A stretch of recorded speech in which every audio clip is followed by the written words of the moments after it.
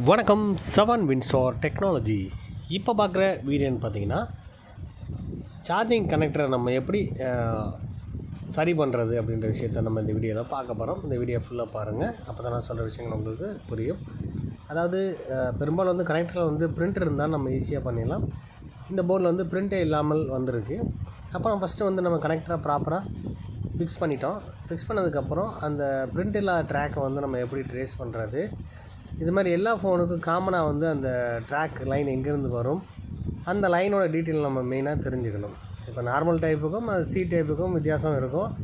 அந்த வித்தியாசத்தில் காமனான விஷயங்கள் எல்லாமே ஒன்றா தான் இருக்கும். பொதுவான பேசிக் கான்செப்ட் எல்லாத்துக்கும் ஒரே மாதிரி தான் கொடுத்துருப்பாங்க. இப்போ சர்க்யூட் நம்ம ஃபாலோ பண்ணி சார்ஜோட plus minus line, DPDM line, input signal line, இதை பற்றி விஷயங்கள் நம்ம தெளிவாக தெரிஞ்சுக்கணும்.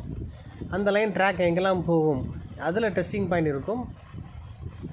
அதை நம்ம ப்ராப்பராக தெரிஞ்சுக்கிட்டு அதோடய தொடர்பு லைன் எங்கேன்னு கன்ஃபார்ம் பண்ணதுக்கப்புறம் நம்ம வந்து இந்த மாதிரி பொறுமையாக ஒவ்வொரு காலுக்குமே ஜம்பர் பண்ணி பார்க்கலாம். அப்போ இந்த மாதிரி ட்ராக்கை வந்து பெரும்பாலும் இந்த மாதிரி ஃபால்ட்டு தான் நிறைய வருது. இந்த ட்ராக் கட்டாயி தான் வருது. உங்களுக்கு ட்ராக் லைனை வந்து ப்ராப்பராக நம்ம கண்டுபிடிச்சி அதுக்கு ஜம்பர் பண்ண தெரியணும் உங்களுக்கு. அப்போ மைனூட்டான ஜம்பர்ஸ் வரணும்னா மைக்ரோ சால்ட்ரிங், நல்ல குவாலிட்டியான சால்ட்ரிங் ப்ளஸ் அதுக்குரிய பேஸ்ட்டு லேட்டு எல்லாம் ப்ராப்பராக இருந்துச்சுன்னா கண்டிப்பாக நீங்கள் ஈஸியாக நம்ம இந்த விஷயத்த பண்ண முடியும். அப்போ நம்ம எல்லோரும் செய்கிற மாதிரி இல்லாமல் எக்ஸ்ட்ரா இந்த மாதிரி பிரிண்ட் கட்டான ட்ராக்கை மெயினாக வந்து நம்ம ஃபாலோ பண்ணி செஞ்சு ட்ரை பண்ணி பார்க்கணும்.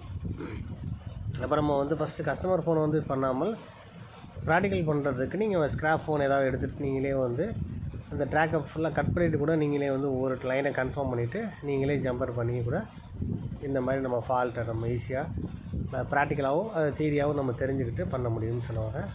அதுமாதிரி சால்டிங் கான்செப்ட் வந்து பார்த்திங்கன்னா ரெகுலராக நீங்கள் ஃபாலோ பண்ணிகிட்டே இருந்தால் தான் அந்த ப்ராப்பராக நம்ம சால்டிங் பண்ணவே முடியும் உங்களுக்கு.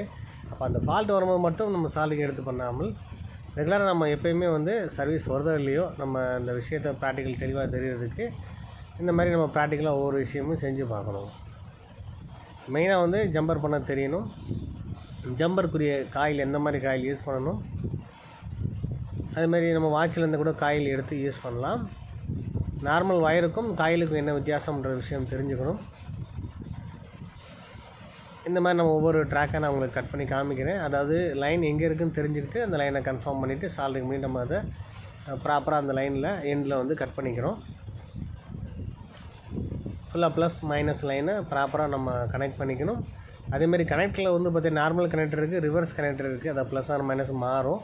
அந்த கனெக்டர் டைரெக்ஷன் மாற்றி போயிட்டு அந்த ப்ளஸ் ஆர் மைனஸ் மாறிச்சுன்னா ஷார்ட் ஆகும் உங்களுக்கு. அப்போ அந்த லைனை நம்ம ப்ராப்பராக தெரிஞ்சுக்கிட்டு நம்ம பண்ணணும். எல்லாத்துக்கும் ஒரே கனெக்டர் கிடையாது. பின் பேக் சைடில் 5 பின் இருக்குது சார், அப்போ ஒரே மாதிரி தான் இருக்கும்னா கண்டிப்பாக கிடையாது.